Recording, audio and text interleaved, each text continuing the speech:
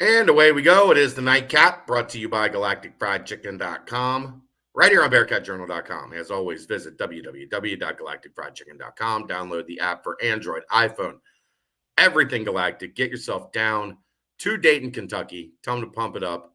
Save yourself 15%. Or go to the app. They will deliver pretty much anywhere inside the 275 loop. They bring it right to your front door. So support the people that support us.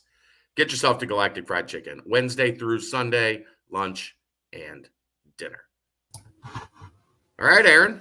Well, I said when Seamus Lukosius committed that there was a possibility that there was something else in the pipeline.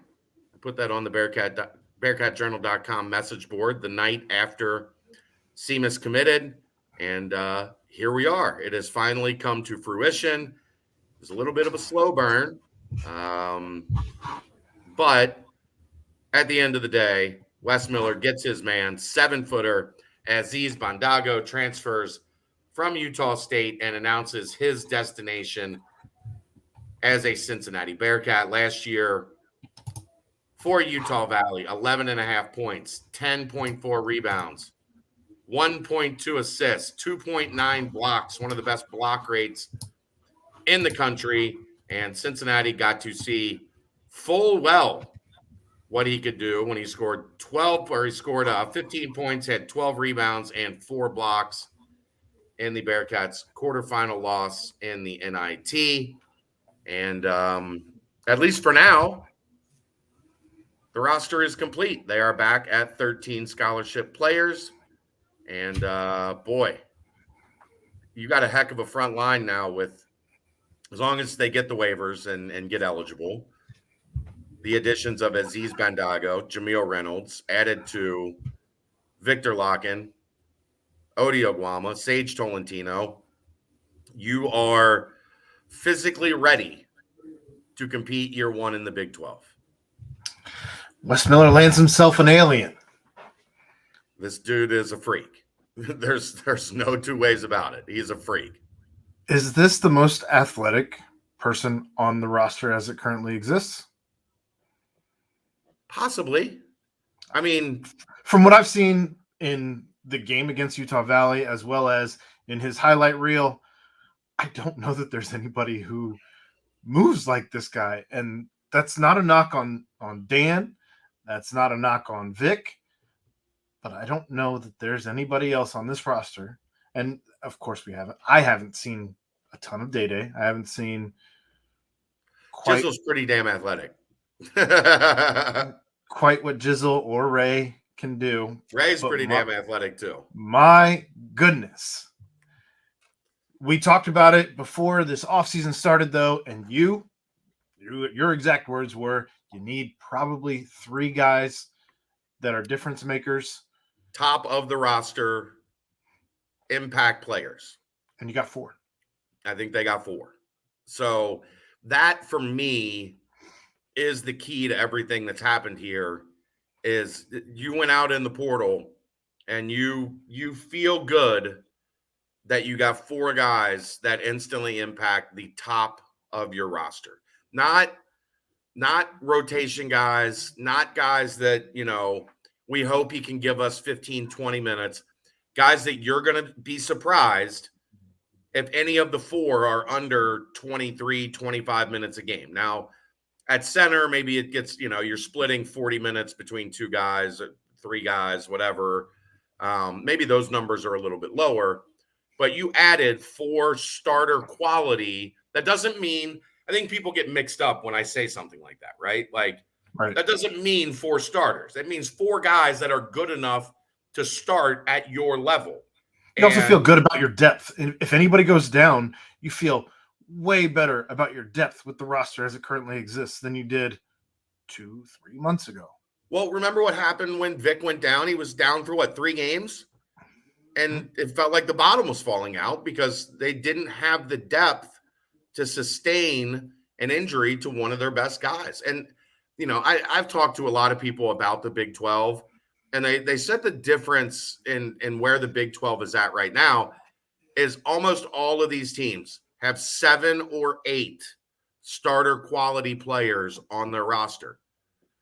And after Landers declared, how many did we really feel comfortable that they had? 3, Well, and 4? of course, you hope that Dan can be a starter quality. You hope that Ray Sure. and Jizzle can both be starter quality. So now, coupled with the guys you got, if John is coming back healthy, then you think he's a starter quality guy. We'll see. Yeah. We'll see. But you at least feel better if that bar to reach is 7 or 8 starter quality players. At least you feel a little bit better about it right now. I don't know that this team is going to compete for a Big 12 championship right No, out I of the don't. gate. But they should compete for an NCAA tournament spot. Well, I also think they're going to make some noise now in conference. They're going to win games that perhaps they shouldn't win, and they'll probably still take some lumps. But you feel way better about this roster now, having added a rim protector who can, by the way, also score and rebound. He's not just a rim protector, which we've had rim protectors over the course of the last couple of years that were not able to do the other things. Yeah. What did we talk about 2 years ago, 2 and 3 years ago? They had too many one-skill guys. Yeah, too many absolutely. guys that could do this, but couldn't really do any of that or that or that. Like, but that's the difference. That's the difference between the Big 12 and the American. Is you can get away with that in the American. You can't get away with that in the Big 12. And they still didn't really get away with it in the American. It wasn't like they were beating anybody's doors down, if you will. But you still, except against Memphis and Houston, you're still doing pretty good. Yeah, I'm not discrediting what you're saying. I'm just like, even against the top of the American, it was clear in those games they didn't have enough firepower. And now hopefully you got a couple guys that can shoot and score and create from the wing. You've got bigs that provide different things. Vic's kind of a combo that can give you offense and defense. Mm-hmm. You've got Aziz that can rebound the hell out of the ball and block shots all over the place. You've got Jamil that you can throw it to, get a bucket. You've got all 3 guys can play in the pick and roll and dive to the rim and be a roll guy. You've also given your roster versatility where you can play Jamil or Vic now at the 4 and the 5. You can play, obviously, Aziz is going to play the 5. I can't see him in a situation where he plays the 4. I don't see a lot of situations where Jamil does. I think you can get away with it some. But a lot of, like, if you look at the Big 12, a lot of the Big 12, they play wings at the 4. Spot now minute foul trouble is really what I'm getting at. But I mean, it's, again, just a depth piece that you did not have. And my goodness, is this one a valuable one? I mean, this is a top 20 transfer. I think 24/7 has him as the 17th ranked transfer in the portal this cycle. That's equivalent to going out and getting a high 4 or 5-star recruit. That's already played, a lot of college basketball. Except we know that blocks and rebounds translate. Yes. No matter what conference you're in, blocks and rebounds translate. Rebounds definitely. Blocks, he's not going to get 3 blocks a game in the Big 12. I don't expect that to translate necessarily, but I'm saying I know what you're saying. You are creating an issue of anybody driving in. He is going to be threatening people without even moving because they will know. I also think you're going to now, if Wes Miller wants to press, you're going to have a little bit more ability to press, not only because you have Aziz back there at times to anchor the back end of the press, but also because you're going to have a little bit more foul flexibility. Sure. You're going to be able to, if a guy picks up a silly foul, like, attempting a block shot on the press, you're not instantly looking at the bench and going, shit, we're going to have to tighten the reins here to get through the end of the half or whatever the case may be. Your roster's so much more athletic, though, with far less defensive liability. Yeah. So we think. We'll see if Dan can make that stride forward in that regard. We know CJ and Seamus aren't going to be Rashad Bishop. Well, but now you've got some picked a name a little protection. further back, but okay. Now you've got some protection behind them Right. where they can be a little bit aggressive. You know, they Yeah. can be a little bit more aggressive to kind of hide some of their deficiencies and Without know that having to if they worry get about. beat, Yep. it's not a layup line. Right. People aren't doing the remember the Bugs Bunny where there's like 30 Bugs Bunnies just rounding the bases in the baseball field. That's kind of what the layup line to the rim has looked like at a couple points over the past 4 years. Such an old reference. I'm so old. I've almost just decided to lean into it, Aaron. I'm just going to try to get older with my references. Some people in my situation, when I make the references I do, and you guys look at me like I have 5 heads, would try to get younger. No, I'm going the other way. It's just the worst part about it is that there's not many references you make that I'm not catching. You're not that much younger than me. Go ahead.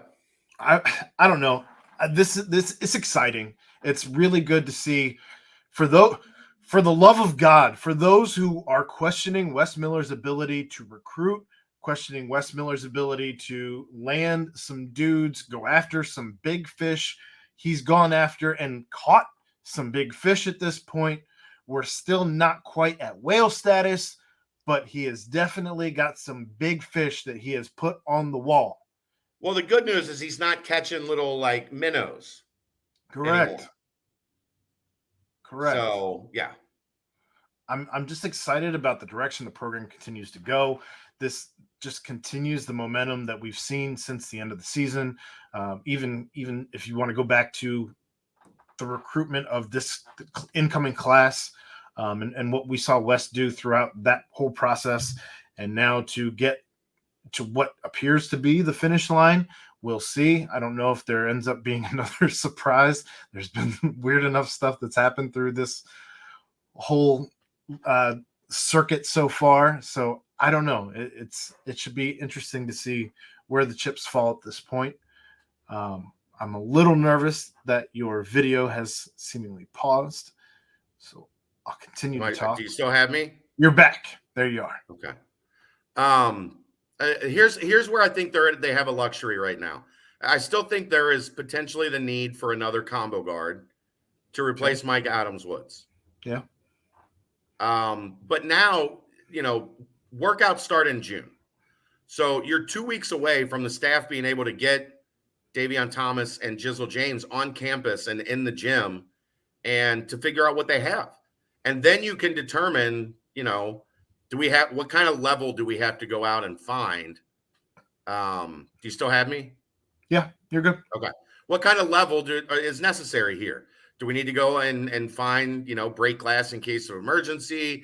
Do we need to go find a 15-minute a game? At this point, you're probably not going to go find like a starter level unless, a grad transfer jumps in the portal late or whatever. But I think you have the luxury now of kind of playing it slow and seeing what you have. Yeah. And I think that's good for everybody. I agree. I'm crapping out here. I was going to say, I think we're on borrowed time at this point. So I think that's going to put a bow on it, as it were. But we'll see if there's anything left to come through this transfer portal process. But as things currently stand, there are no holes on the roster, and you have filled the biggest gaping hole with adding a rim protector in Aziz Bandago. And I don't know if there's anything else to come at this point, but you got to feel good about where the roster's at right now. Yeah, and a lot of people have asked for a live. Maybe we'll go live tomorrow night when I get home from Indy. Okay. As you can see, I'm in a hotel room right now doing the volleyball dad thing. But we'll see about tomorrow night. And stay tuned. Just check on Twitter. We'll see what we can do.